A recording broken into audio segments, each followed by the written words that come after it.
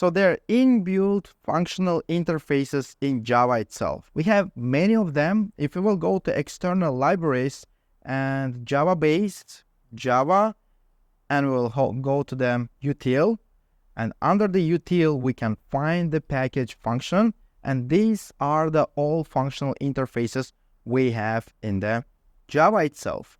So the one of the most popular functional interfaces are the predicate. Predicate has a method that is taking any data type and returns a boolean. And another popular functional interface we have is consumer. Consumer abstract method takes any data type as an input and doesn't return any output. Usually it makes an action, it stores a data, or it prints the data, right? And the next one is the function. In a function, we have an abstract method that takes any data type and returns any data type.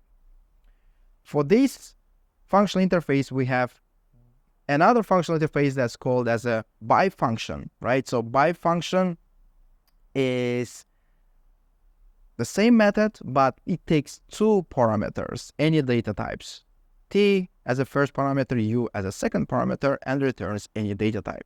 Another one we have is by predicate, which is takes two parameters and again returns boolean. Another one we have by consumer, takes two parameters and returns no return, which is void, right? So let's try to use them. How we can use these functional interfaces. Let's create a class, built-in functional interfaces. But here we will say main method, we will say predicate,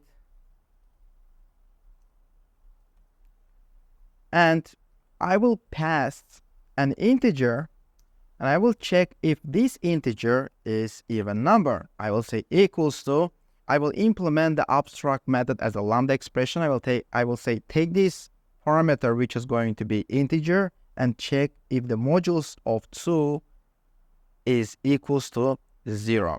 If it is equals to 0, then this number is even. So we'll say is even the test, and we'll pass number 5, which is going to be odd number, and we'll get an output false. We know that predicate returns boolean, which is false, or true, which is false. Next one is the by predicate.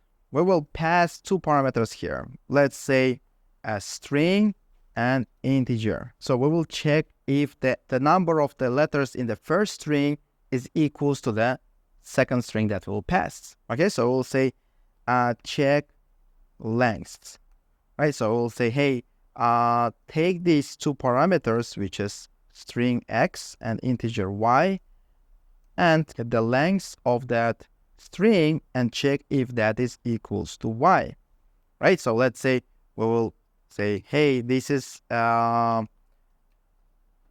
test, this is a Java, and check if the Java contains 4 characters. Does it contain 4 characters? Yes, it is. So it will return us true. So let's run it, and we will have an output as a true. All right. So by predicate just simply takes two parameters. We can pass any data type, and it is returning the boolean. The next one is the consumer.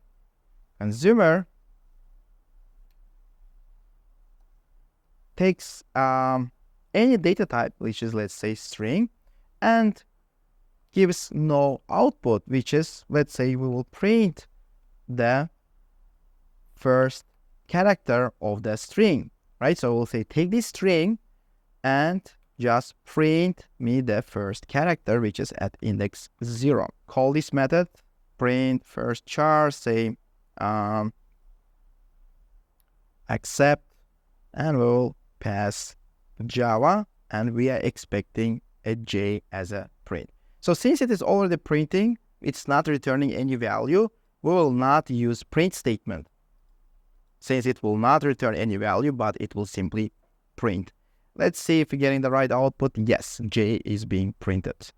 Now, let's say we'll have one more consumer, which is by consumer this time, and this by consumer takes two parameters.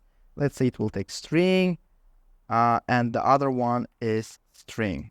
Let's say we will take two strings and we will concatenate them together. So we'll say concatenate equals to, hey, take these two strings, which is x and y, and concatenate them by putting some space in between them and print it, right? We will print this concatenated value. Since it will not return any value, we'll simply print it. So now let's try to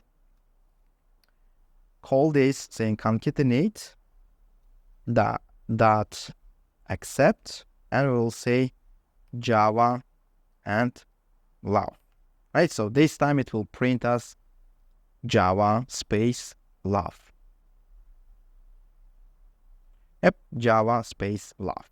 The next one we have is a function. Function it takes one parameter and returns some output.